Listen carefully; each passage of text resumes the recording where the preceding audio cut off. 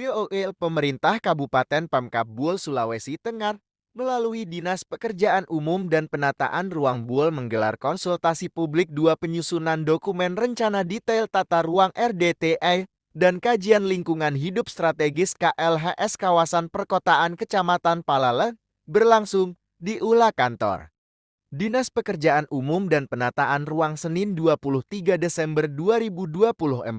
Konsultasi publik 2 yang dibuka oleh Sekretaris Daerah Kabupaten Buol Dadang Hanggi Sarjana Hukum itu dihadiri sejumlah pejabat kepala organisasi pemerintah daerah Buol. Sebelumnya Pemkab Buol telah melaksanakan sejumlah tahapan, di antaranya survei lapangan untuk pengumpulan data dan konsultasi publik pertama bersama pihak kecamatan, desa, dinas terkait dan pihak lainnya. Konsultasi tahap 2 kali ini, kami berharap semua pihak dapat memberi masukan dan saran, sehingga terciptanya produk kebijakan penataan ruang yang dapat mewujudkan keterpaduan program pembangunan, ungkap Kepala Dinas PUPR Buol.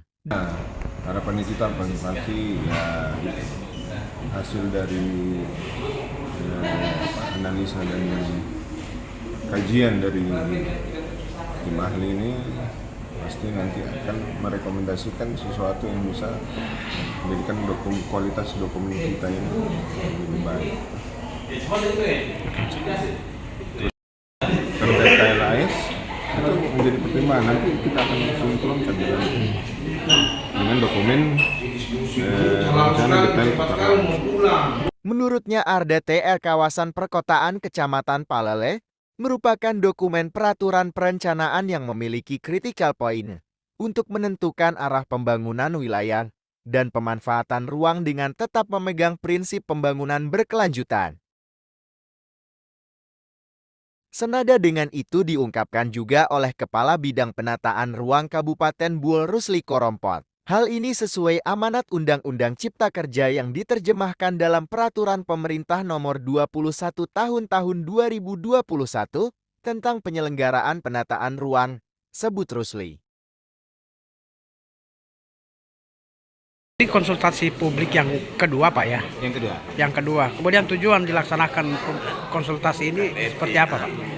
Ya, jadi terkait dengan tujuan konsultasi kedua ini sebetulnya sebagai perwujudan daripada konsultasi publik awal yang kemudian itu disusun berkaitan dengan dokumen KLHS. Di konsultasi publik kedua ini merupakan cakupan seluruh rangkaian, jadi dari seluruh proses penyusunan KLHS itu disampaikan di segmen konsultasi publik kedua. Kemudian ini menjadi satu produk KLHS yang nantinya akan diintegrasikan dengan dokumen RDTR, rencana detail perkotaan Palale, yang ini juga menjadi satu produk perencanaan perkotaan yang nantinya akan mendorong proses investasi yang akan bergerak nanti di perkotaan Palale. Iya. Setelah dilakukan konsultasi publik pertama, apa saja yang dilakukan, Pak? Menuju ke konsultasi publik kedua. Ya, di konsultasi publik pertama ini tentunya menggali isu. Iya. Jadi seluruh isu-isu baik itu dari perangkat daerah, kemudian dari tokoh masyarakat, dari perangkat desa dan sebagainya, isu-isu itu kemudian disaring pada saat proses konsultasi publik pertama. Iya. Nah, dalam proses isu-isu ini yang kemudian itu ditapis dan menjadi rekomendasi di dalam rangka penyampaian di konsultasi publik yang kedua. Seperti tadi yang sudah disampaikan, ada kemudian dari hasil kajian terhadap isu-isu tadi ini kemudian memberikan rekomendasi arahan terhadap bagaimana kemudian perwujudan lingkungan terhadap perkotaan Palale nanti dalam konteks perencanaan rencana detail tata ruang.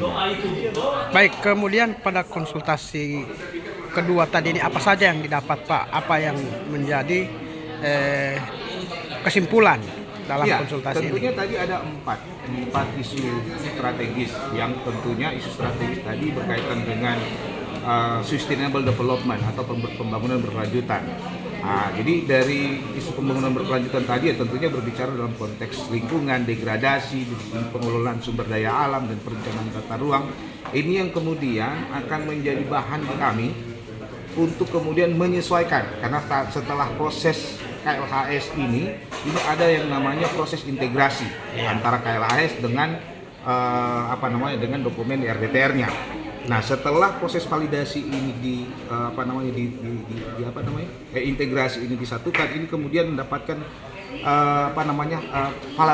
validasi oleh gubernur, yang kemudian ini akan menjadi satu kesatuan terhadap proses penyusunan dokumen RDTR yang ada di Kabupaten Goa.